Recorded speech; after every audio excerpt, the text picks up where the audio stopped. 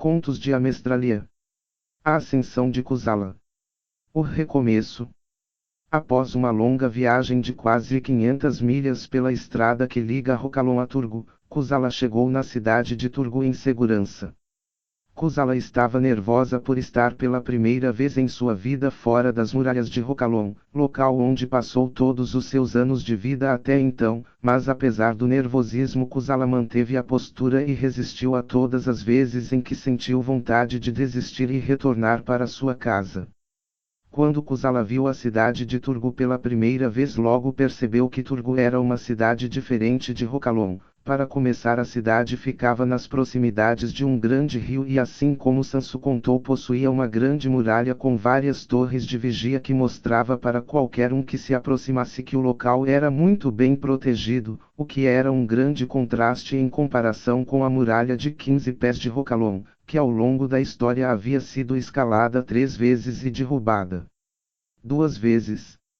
Kusala chegou com muito entusiasmo em Turgu e rapidamente se lembrou da conversa que teve com Sansu sobre os castelos da cidade. Ela rapidamente reconheceu alguns dos locais que Sansu lhe contou e ficou maravilhada com o que viu. Turgu era uma cidade vibrante e muito arborizada, possuindo ruas razoavelmente limpas e plenos, coisa rara na cidade de Rokalon, que era repleta de corredores estreitos, escadarias, rampas e subidas íngremes. Kusala percebeu que estava muito distraída e focou em encontrar Sansu. Ela pediu por indicações nas ruas da cidade de como chegar na praça de Loso. Após 2 horas caminhando de um lado para o outro, Kusala conseguiu encontrar a pacata praça. Ela passou horas sentada perto do chafariz da praça esperando Sansu aparecer. Ao fim da tarde, Sansu apareceu caminhando calmamente pela rua e reconheceu Kusala ao vê-la sentada no chafariz. Ambos se abraçaram e Kusala explicou o porquê de ela estar ali. Sansu a questionou sobre como ela sabia onde ele morava e Kusala o contou que se lembrava de uma conversa que eles tiveram em Rokalon, durante as festividades de fim de ano, onde ele contou para ela que vivia de frente para uma praça chamada Praça de Lazo, nome este que foi fácil de lembrar, pois em um dos contos que Kusala lia quando criança havia um personagem cômico chamado Lazo, personagem este do qual Kusala gostava muito. Sansu recebeu Kusala em sua casa e lhe ofereceu um local para tomar banho e dormir. Kusala aceitou a hospitalidade de Sansu e descansou confortavelmente após uma longa viagem. Ao longo da semana, Sansu mostrou mais da cidade de Turgu para Kusala, indicando onde ficavam as principais ruas da cidade e quais eram os bairros e praças mais conhecidos, e até chegou a mostrar o local onde ficava a escola de arqueologia de Turgu, local onde ele estudava. Kusala ficou maravilhada com tudo que aprendeu ao longo daquela semana. A atmosfera turguense lhe deu um novo ânimo, pois era algo diferente do que conheceu toda a sua vida, de tal forma que ela começou a registrar suas descobertas no que se transformou em seu primeiro diário. Ainda na primeira semana em Turgu, Kusala pediu que Sansu lhe ajudasse a conseguir um trabalho na cidade. Sansu conseguiu um trabalho como faxineira para Kusala em uma taverna perto da rua principal da cidade, o que não era exatamente o que Kusala queria, mas já era melhor que não ter trabalho. Para ela, aquele era o início de um grande recomeço. Por 18 meses Kusala trabalhou na taverna varrendo o chão e limpando as mesas. Durante este tempo ela conheceu muitas pessoas novas, muitas delas com boas intenções e muitas com más intenções, mas com muita calma e determinação ela lidou com os problemas e conseguiu reunir uma boa quantia em dinheiro.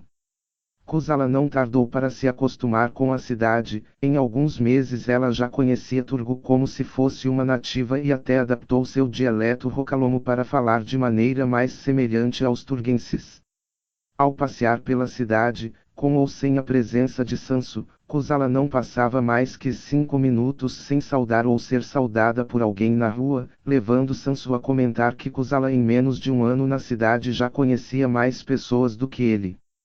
Kusala continuou a morar na casa de Sansu, o que lhe era conveniente, pois ali a própria não precisava se preocupar com pagar aluguel e nem com despesas alimentares. Sansu este que neste período se tornou mais que um amigo para Kusala. Quando Kusala se encontrava sozinha em casa, ela pegava alguns dos livros que ele guardava em seu pequeno escritório e os lia para aprender tudo o que podia, pois esta era a melhor maneira que ela tinha de estudar, já que não podia pagar para estudar da Escola de Arqueologia de Turgu. Kusala tirou grande proveito deste tempo e aprendeu muita coisa sobre a profissão dos arqueólogos. Após este período de 18 meses, Sansu chegou um dia em casa com uma grande novidade: a Escola de Arqueologia de Turgu estava precisando de um assistente de bibliotecário e Sansu conversou com os diretores e recomendou Kusala, que já tinha experiência na área. Kusala deveria se apresentar para um teste no dia seguinte, e assim ela fez e com muita animação, simpatia e proeza ela foi aceita e passou a trabalhar na instituição em que ela sonhava em estudar.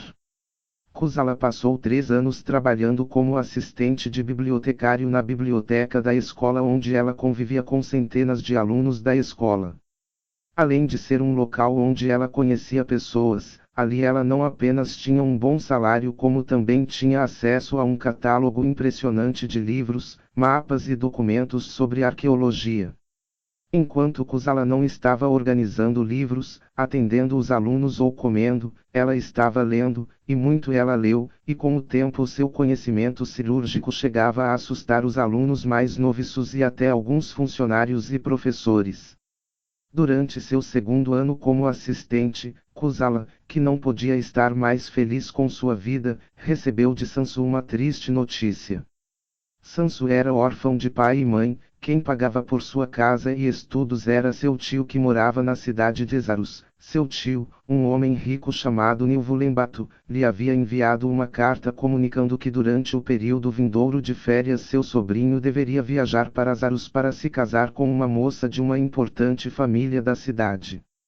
Sansu contou para Kusala como seu tio era um homem difícil de lidar e que quando colocava uma ideia na cabeça não a deixava ir embora. O tio de Sansu era irmão de sangue da mãe de Sansu e ele não gostava de Sansu ser filho de um pai que possuía um histórico de roubos e furtos e que vivia fugindo da lei. Ele ficou anos sem se comunicar com a irmã por discórdia em relação ao seu companheiro, porém quando Sansu aos 9 anos de idade perdeu o pai, que foi assassinado nas ruas de Turgu por um conhecido com quem tinha desavenças, seu tio foi visitar a família em Turgu e levou a família para Zarus, onde passou a sustentar a mesma. Quando Sansu tinha 13 anos de idade, sua mãe morreu de tuberculose e seu tio passou a ser o responsável por ele. Seu tio sempre foi um homem de muitas cobranças e sempre foi rígido com Sansu, pois segundo ele, o pai dele não havia sido rígido o suficiente com sua filha e por isto ela se casou com um vagabundo, e caso ele não fosse rígido com Sansu ele também se tornaria um vagabundo, já que ele era filho de um vagabundo com uma inconsequente. Este tratamento rígido de seu tio foi a principal razão de Sansu sair de Zarus para estudar em Turgu quando tinha 17 anos de idade. Agora que ele estava com 22 anos de idade, seu tio insistia que ele se casasse com alguém de sua escolha, pois caso o contrário, ele não mais financiaria seu sobrinho, e Sansu possuía muitos planos de carreira onde precisaria do dinheiro de seu tio. Sansu comunicou para Kusala que teria que ir para Zarus em breve e que tentaria convencer seu tio a não casar, mas que as chances de suas súplicas surtirem efeito eram mínimas e que ele não poderia arriscar perder o patrocínio de seu tio. Kusala se entristeceu com a situação, pois ela amava muito a Sansu, mas por mais que ela o amasse e ele a amasse, Kusala sabia que Sansu era ambicioso e tinha muitos sonhos. Ele queria estudar mais e planejava fazer muitas viagens nos anos que viriam, e para isto ele precisaria de muito dinheiro. Kusala se viu na mesma posição que Kapil estava anos antes. Sansu gostava dela, mas ele tinha ambições maiores assim como ela tinha ambições maiores quando decidiu deixar Rokalon. Kusala disse a Sansu que fizesse o que ele acreditava ter que fazer, e que ambos deviam seguir em frente e viver a vida da melhor forma possível, mesmo que isto os separasse. Sansu agradeceu Kusala pelas palavras e que se sentia aliviado por saber que ela não guardaria rancor dele. 2 meses depois Sansu deixou a casa em Turgu e viajou para Zaros, deixando a casa que alugava para Kusala, que agora teria que pagar para viver nela, mas que poderia fazer sem pressão, pois seus ganhos cobriam todas as suas despesas. Ao terceiro ano como assistente de bibliotecário na Escola de Arqueologia de Turgu, Kusala se concentrou ainda mais em seus estudos. Sem Sansu em casa, ela levava livros para ler todas as semanas e ela mesma preencheu vários diários com suas incontáveis anotações e desenhos. Em seu trabalho na biblioteca, Kusala era impressionante, quase como uma máquina. Ela tinha amizade com dezenas de alunos e professores da escola e era rápida e certeira na hora de organizar livros e documentos. Seus esforços foram reconhecidos quando o bibliotecário responsável pela biblioteca da escola durante o turno da noite decidiu mudar de emprego. O bibliotecário do turno do dia recomendou Kusala para se tornar a nova responsável do turno da noite. Os diretores não tiveram objeções sobre o assunto e assim a promoveram ao cargo de bibliotecária ao primeiro mês do ano de 2782. Kusala se sentiu realizada com a promoção. Ela faria 22 anos em 2782 e já estava com um ótimo emprego em uma ótima instituição, algo que ela sabia que não acontecia com qualquer pessoa.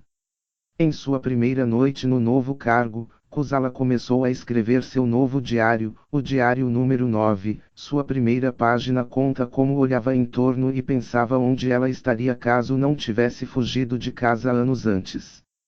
Kusala passou 7 longos anos trabalhando durante o turno da noite na biblioteca da Escola de Arqueologia de Turgu. Como o fluxo de alunos era muito menor durante a noite, Kusala tinha mais tempo para ler e aprender. Durante este período Kusala aproveitou para também ter acesso a alguns itens da biblioteca que eram usados como exemplos nas aulas, e tendo os livros como professores ela aprendeu sobre arqueologia tão bem quanto um estudante pagante da escola.